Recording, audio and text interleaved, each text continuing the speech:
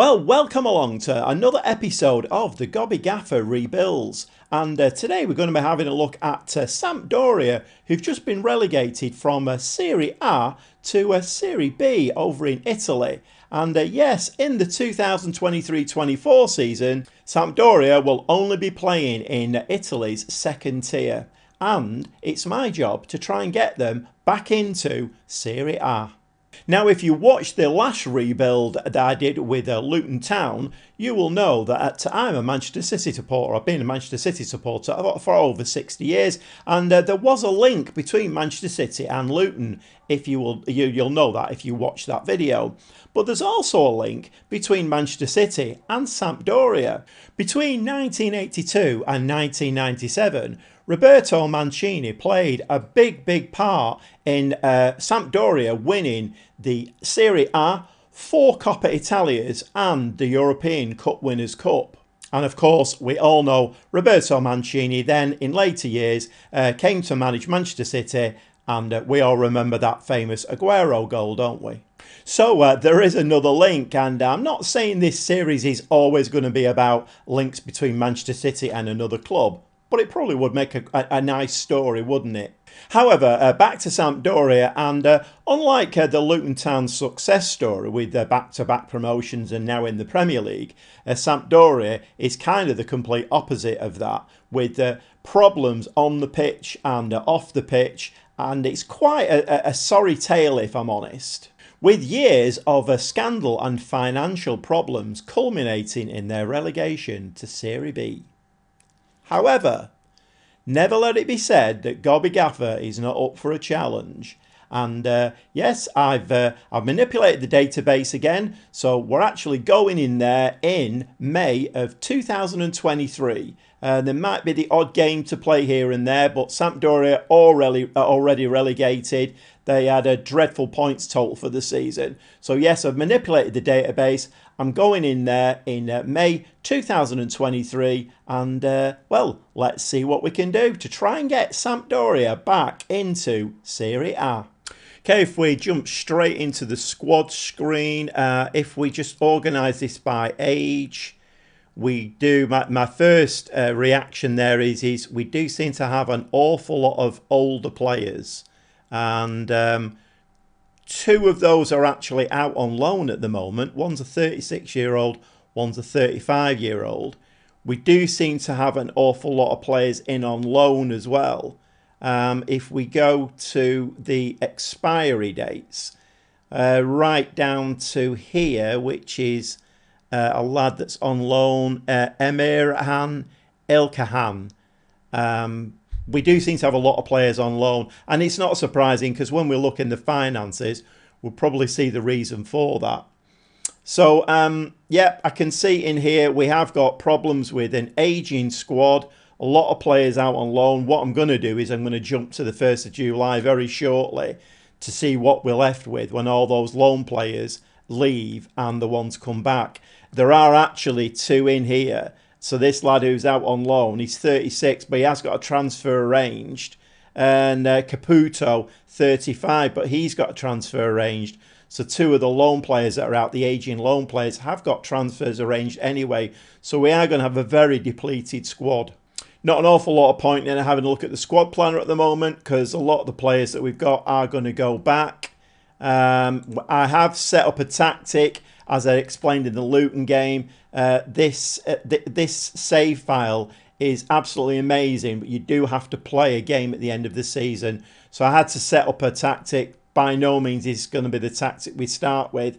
This save, I think, is going to be unlike any other really that I've done, in that I'm going to have to see what's available free transfer wise, loan wise. We have got a little bit of money to spend, but that's going to dictate more than ever my tactic and my formation, I think. Jumping into the staffing screen, as per usual, when you take over a club in FM, the staffing is a bit of a car crash. Not quite as bad as the Luton one, this one. We do have 6 of 9 coaches. We're short of performance analysis. Coaching is actually oversubscribed. We have 10, we're only allowed 8. So not too bad in there. And we are full on the medical team as well. So maybe not so much of a car crash as I've just said. I mean, I am just looking at this now. I'm kind of looking at the green bar chart here, and it doesn't look great, if I'm honest. And you know what I'm like. Gobby Gaffer likes these to be top of the shop. I like to be the best in the league for everything. Anyway, we'll have to have a look at that. Quick look at the last season's schedule, and in here we can obviously see why Sampdoria were relegated. It's looking like they only had 3 wins all season and not that many more draws, really. They lost an awful lot of games over the season and were relegated, quite easily, if I'm honest. And that, of course, is the final table. Sampdoria relegated, 38 games played and only 19 points. So well off the pace. The team that actually survived, Spezia, had 31 points. So very, very much off the pace. Obviously, because our scouting pool is actually full, well, it's actually oversubscribed.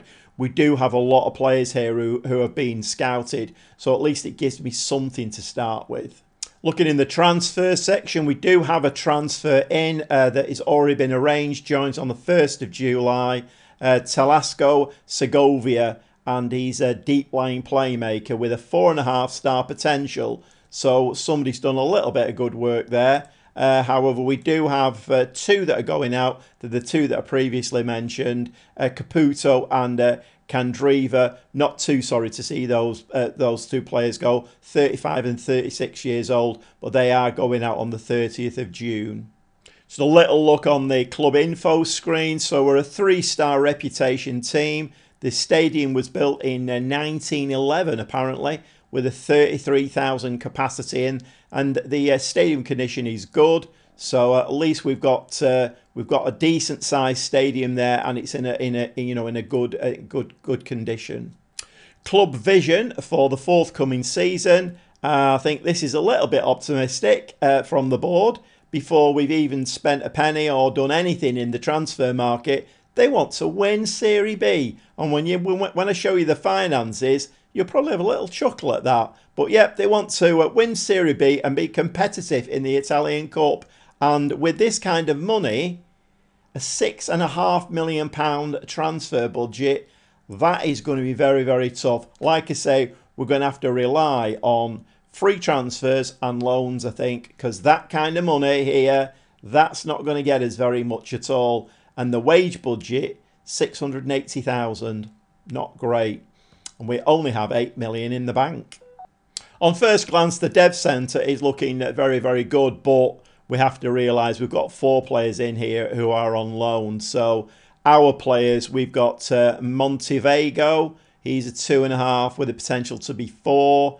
And we've got Paoletti, who's a 2-star potential to be 4. So although on initial looking it looks okay, actually it's not that great. But maybe those players will get some game time. And I mean, the report here, development advice, so Montevego could become a star player and potentially slightly better than Caputo. The problem with this kind of simulated save is we don't really have that much time. The board want promotion in the first season. I want promotion in the first season. That's my goal for this save. So we can't really be looking too much at the young kids because that's for the future.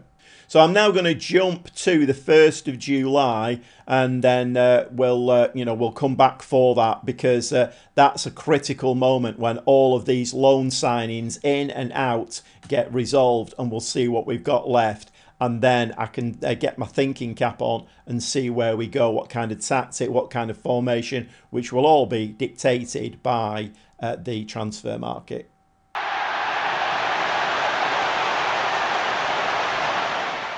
Okay, so I have holidayed to the 1st of July, so let's jump straight back in and see how the land lies. So we have a squad of 26 left at the club. Well, if we do have a look at these here at the top, those are all out of contract, so we're going to have a look at those. I mean, we've got a 40-year-old here, Quagliarella.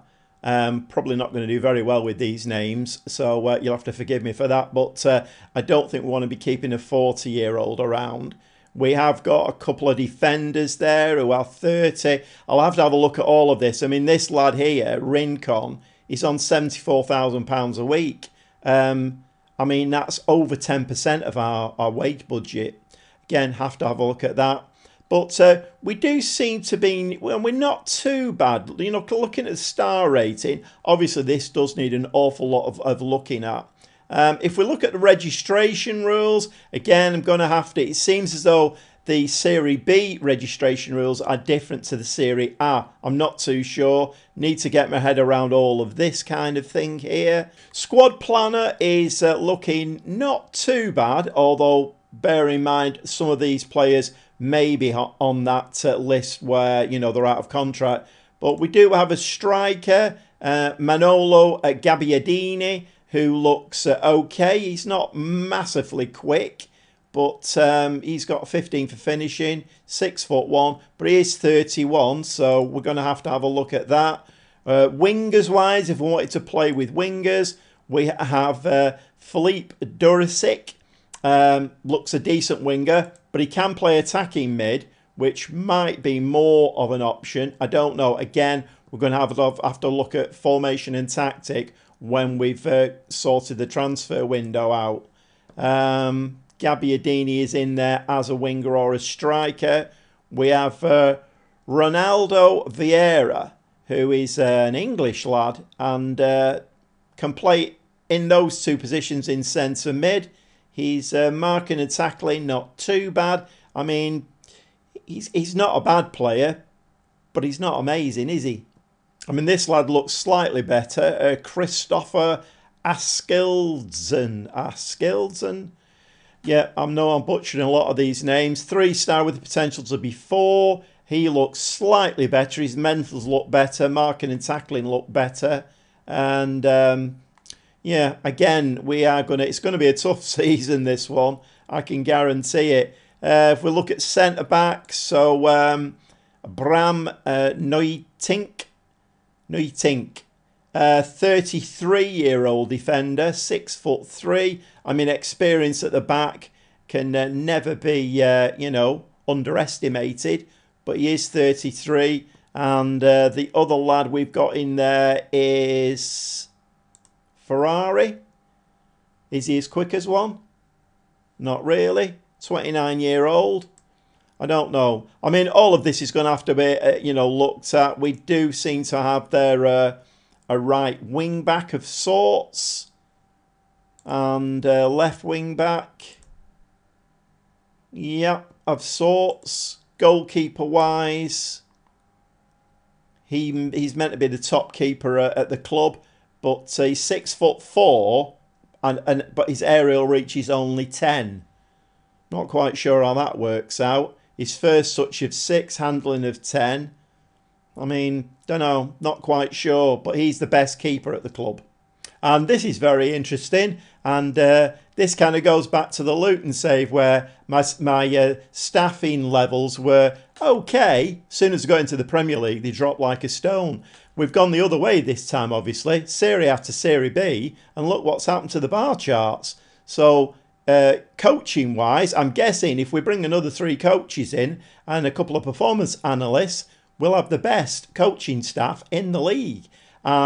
We already have very nearly the best recruitment staff in the league and very nearly the best medical staff in the league. So it just goes to show the difference in Serie A and Serie B staffing-wise. But we will be having a look at that. If any contracts have run out and the staff members are not that great, we'll bring new ones in. So all that will be looked at anyway. So it's a 20-team league, Serie B, and the fixture list has been announced. And our first 4 games of the season, we have, 3 away games and a home game. So we've got Brescia, Cittadella, Regina and Triestina. I have no knowledge of most of these clubs, so it's all going to be a learning process. And moving on to the club vision, and it does seem to have changed slightly. So I think, if my memory serves me, it was basically win the league. Now it's gained automatic promotion, so we don't have to win the league anymore. So we probably need to go back and have a look at, let's just have a look at the rules. So if we go into the rules for the division, so first and second are promoted to Serie A. So at the very least there, we could come second and get promoted. The third place is a little bit complicated. There's a playoff, and if more than 14 points separate third and fourth, if fewer than 15 points separate third, I mean, this is, I don't know. I'm used to the Premier League and the Championship, and, well, I've got a save running in Germany. It's not as complicated as this. Okay, I need to do a little bit of head scratching there. I'm not quite sure what all that means. Anyway, finance-wise, we do seem to have a little bit of an input of money. We now have 43 million in the bank. So I'm not sure where that's come from. Is it TV revenue? Last month, 21 million in for TV revenue. Merchandising, sponsorship, nearly 10 million. Don't know. Again, I'll have to have a look at that. But actually, the bank balance is looking a lot better now. 43.5 million in the bank. Transfer budget, however, has not moved. 6.6 million. Wage budget has not moved either. So we're going to have to do some real wheeling and dealing. So having looked at all that, I've got a lot of things to sort out now. I'm going to do my staffing first, and then I'm going to jump into player signings. It's the 1st of July, so all the free transfers are in there. So we're going to have a look at all of that, and we'll be back very, very shortly with updates on what's going on, who have signed, who have let go, what staff have come in, and what we're actually looking like for the new season.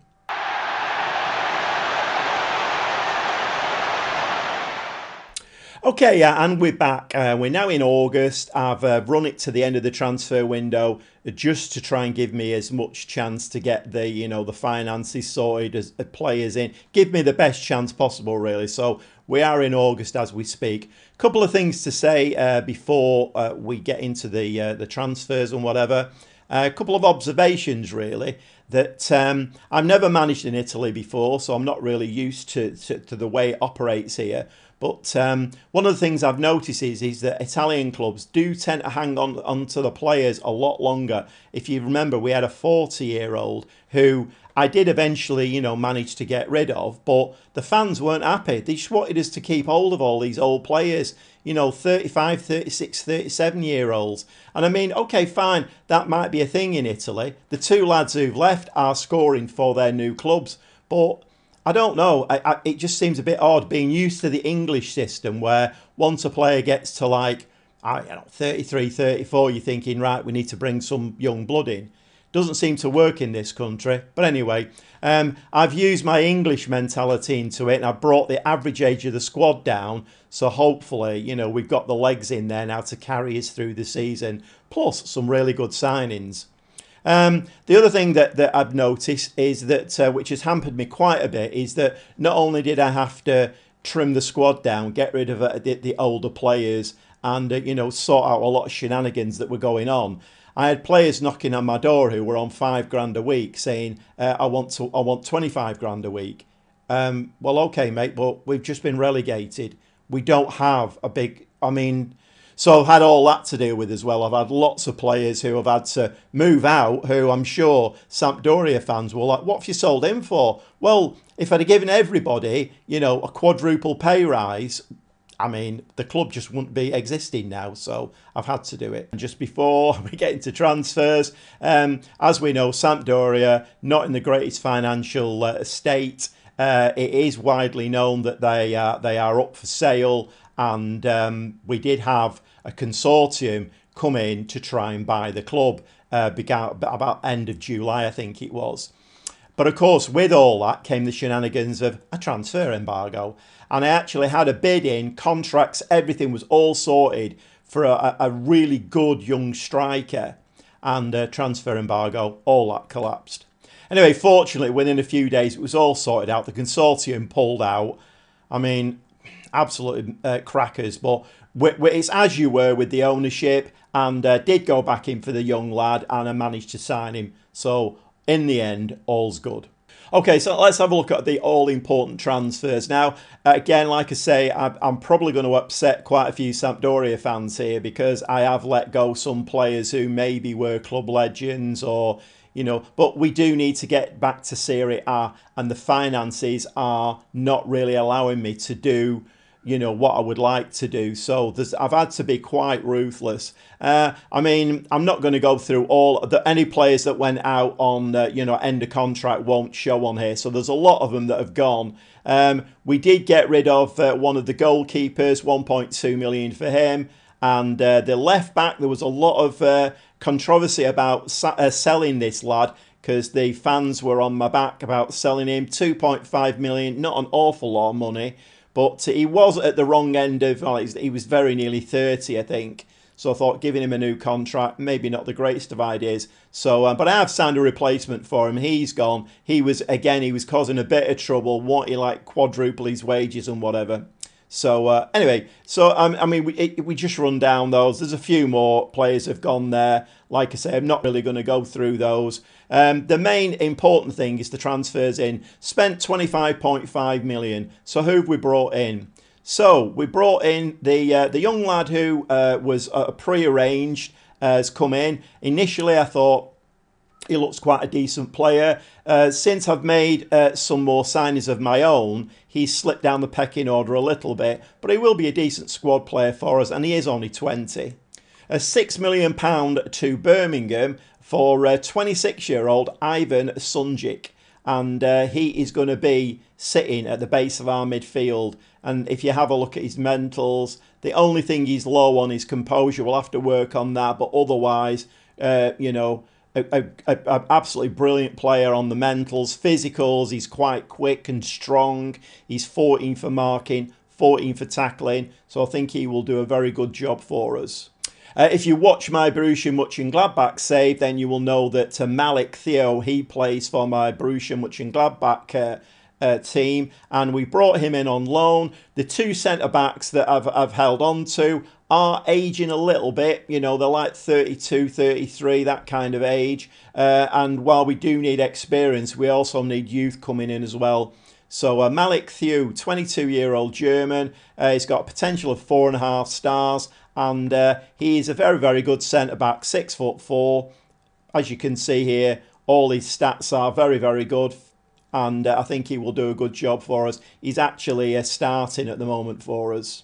1.2 million to Juventus for the new left wing back, 24-year-old Italian lad Gianluca Frabotta, and he's okay. He's only 24, so he's got a 4-star potential. None of these players I'm going to show, well, most of them are, none of them are earth-shattering, but we don't have earth-shattering money, so I've had to cut my cloth, and I think he will do a very, very good job for us. He's quite quick, and his mentals are okay. Again, composure a little bit low, but there are things we can work on with Gianluca Frabotta.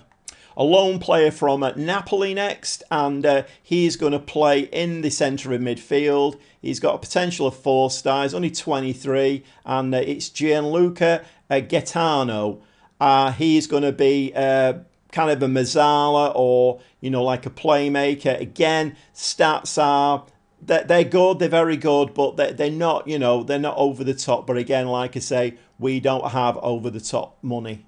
4.2 million next to Spezia. We've actually nicked a couple of players off them, and if I tell you that Spezia are one of the teams that are meant to be our rival for winning the division and getting promoted, so nicking a couple of players off them is absolutely brilliant. And the first of those is Simeone Bastoni, 26-year-old, and he again can play in the middle, but he can play as a Mazzala or a box-to-box. He's tackling of 15. His mentals look very, very good, but he can create. He can put his foot in, and I think he's a cut above average. I think this lad, left-footed, very strong player. So I'm expecting him. He's starting, so I'm expecting good things from him.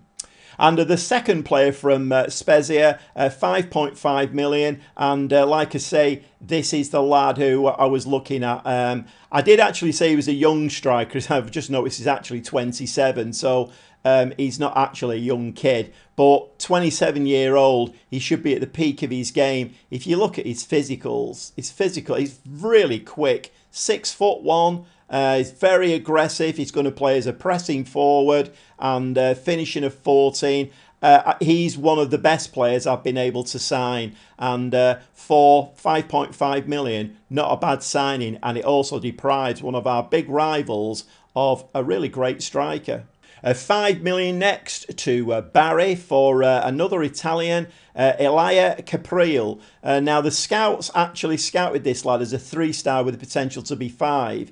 Goalkeeper, the goalkeeping department I thought needed a bit of refreshing. He's actually coming with a 4-star potential, so he's dropped a star, but he is only 22, and that's quite young for a goalkeeper. So he is starting at the moment. I mean, whether he'll continue to start, I don't know, but we are simulating this season, so I won't have an awful lot of input onto that.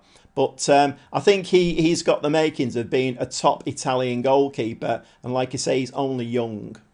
And 3 million, lastly, 3 million for Rodrigo Zalazar. So this lad is going to play in the middle of the park, 24-year-old. So we're getting some nice, nice. I mean, they're not like 18, 19-year-olds, but it's bringing the age of the squad down nicely. And again, I think this lad is a little bit of a cut above the average. He's got a 16 for aggression, determination's really good, work rate's really good. But he's got good flair and passing and technique are okay. So again, he's another one of those players who can play Mazzala, ball-winning midfielder, box to box. He can do quite a lot. He's a very good all-round player. And with all those signings in, the season preview has us 8-11 to win the league. Spezia are second at 9-4. In fact, the 3 teams who were relegated are all in the top 4. So I'm guessing that this league is not going to be very strong, and there's probably going to be 3 or 4 teams in there who will kind of clean up. I'm not sure. I've not managed in Italy before. Importantly, the Media Dream 11, and this is a bit unusual for me because I don't normally have players in the Media Dream 11, but we've got 5, which is not bad at all. Our new striker's in there, and Bastone's in there. Gabbiadini they've put in there as a left winger. I mean, obviously he will be vying Enzola for the striking berth, and our new left wing back's in there as well. Quick look at the squad planner, and I think you can agree there. The only area I think that are a little bit light is probably left wing back. We've got Frabotti, and then we've got a young kid, a Giordano, who can come in to deputise for him. So maybe left wing back, and maybe in the next transfer window or the next summer's transfer window, we might look to strengthen that. But the rest of the team, we've got a 4-star striker in there with Enzola, and it's looking very, very nice and solid. Dynamics, which was looking quite abysmal, if I'm honest. I'm not surprising, seeing as they got relegated. But now, team cohesion is good. Club atmosphere, very good. Managerial support is average, but I've only just taken the team over. We've got a lot of new lads in there. Apparently, I've made several of the players unhappy. But, well, you know what Gobby Gaffer's motto is on that? If you don't like it, there's the door. It's my saying. 4 players at the club are unhappy. So basically, those 4 players, and it's under another one of these silly things. And I love silly things in Football Manager. So it's another one of these silly things. 4 players, and they were all unhappy about the training. They wanted more strength training. So I put them all on strength training, and within a week, they were unhappy with that. They wanted different training. So I don't know whether I've got a bit of, troublemakers in the dressing room. I don't know. There's not a lot I can do about it. I can't keep switching them. We're simulating it. Now, if you follow the Gobby Gaffer regularly, then you'll know this is my kind of staff screen. Top of the shop for everything. It's a lovely sight. And lastly, we have a look at the finance screen. So we have 26.5 million in the bank. The transfer budget is all gone. And we're overspending the wage budget by about 20,000 a week. Not too drastic, but hopefully this situation will get better if and when, and well, when I say if and when we get back into Serie A. And with that, I think it's time to press that button and let's see whether the transfers I've brought in and the optimism of the the season preview, the media dream 11, all of that. Let's see if we can fulfil that. And I would like to go up as champions because that would be a real feather in the cap. And it'll also give the players a big lift as well. I don't really want to go up in second place. I'd rather win the title. Let's see if we can do that. Let's press that button and see how we did.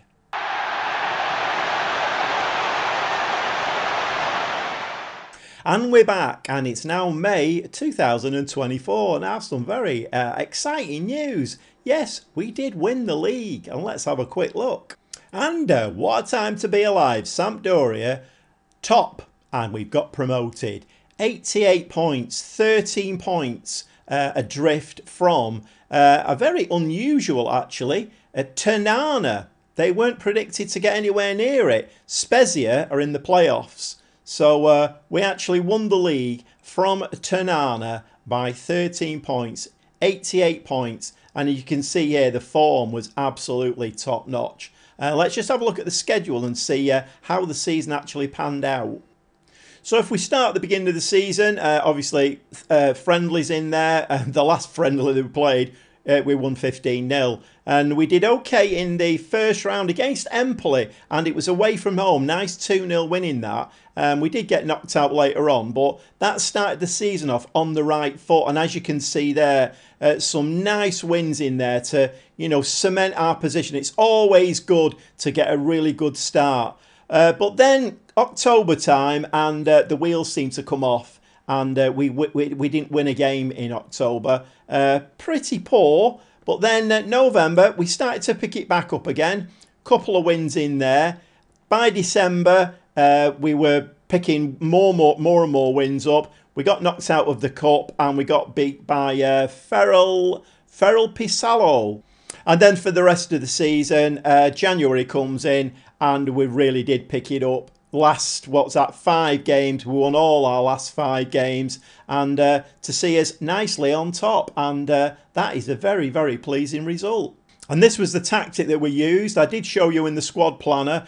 I decided, because Duricic is a winger, but we had no winger on the other side, and I thought, okay, fine. Am I going to go out and spend money that I've not got on bringing wingers into the club? Because Duricic would have needed a backup. I needed 2 for the other side. So in the end, I decided to go for this kind of diamond formation. And it seemed to work a treat. Duricic there moving into, into a midfield, attacking midfielder role. And he made 35 appearances, 8 goals, 10 assists, 1 player a match, 7.05. And the standout performers, Enzola, as that pressing forward.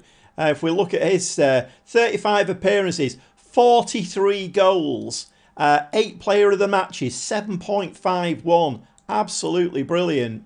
And look across the midfield here. This is all my midfield. Signed all these lads. Zalazar, 5 goals, 14 assists, 2 player of the match, 7.21. Bastoni, 4 goals, 6 assists, 2 player a match, 7.11. And Gaetano had 37 appearances, 3 goals, 6 assists, 1 player a match, 7.05. I mean, as you can see on this side here, if we just look at the team, all of these green stats, very, very nice to see. The goalkeeper, Capril, young lad who came in, didn't quite hit 7. 36 appearances, 33 conceded, which is very, very good, less than a goal a game. 14 clean sheets, 1 player a match, 6.94. And Frabotta, my new left wing back, 38 appearances, 1 goal, 12 assists, 4 player a match, 7.36. So I think you can see from that, very successful season, and obviously with those kind of stats, we were always going to be top, weren't we? But you never know what it's going to be until you press the button and see what happens. But obviously, the players that came in did a really good job for us. And we've ended up as champions. Quick look in the dynamics. So team cohesion now is excellent, which is great.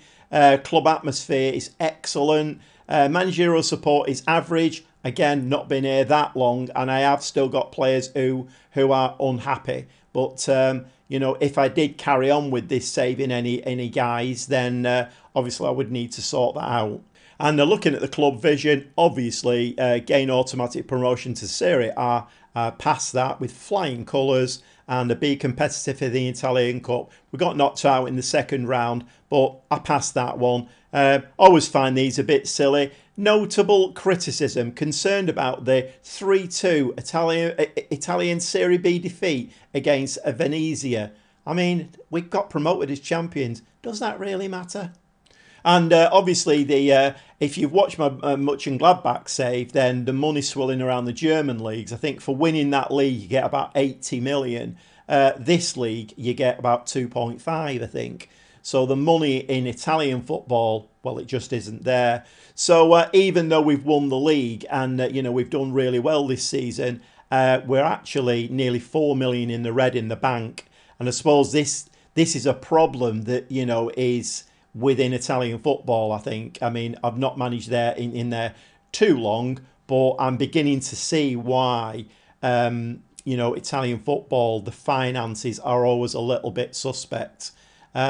Transfer budget, well, there's a little one there, and the wage budget, we actually did end up quite a way under it. One or two players have come to the end of the contract, so I think that the committed spending is quite way down now. But if we were to carry on with this save, then that would be the next port of call to bring some more players in and see what the budgets are like. But a very successful season for Sampdoria. Back into Serie A, that was the goal. Going up as champions was the cherry on the icing on the cake. Absolutely brilliant. All the players should be really buzzing from that. And as you could see in the stats, they all did really, really well through the season. And, there was a lot of goals in there, assists in there, really good average ratings. And that all culminates in the fact that you end up going up as champions. So a nice interesting little exercise there in this episode. It's just it's a one-off episode just to see what we can do with Sampdoria. It would be very interesting to do another simulation to see how Sampdoria do in Serie A under my kind of guidance.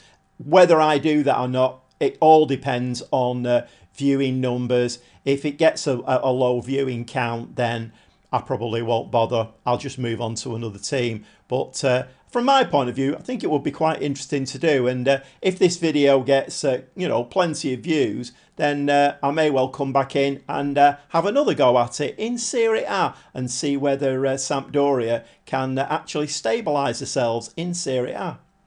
Anyway, all that is left for me to say is, well, thanks very much for watching. I think you'll agree with me. It's been a very interesting exercise. And, well, we'll see you next time. And don't forget to go and have a look at the Borussia Mönchengladbach save that I've got going. But as far as the rebuilds go, I've done 2 now. And I quite enjoy them. And I think we're probably going to see more of them. So like I say, go and have a look at the Borussia Mönchengladbach save. And as far as rebuild go, well, we'll probably see you next time.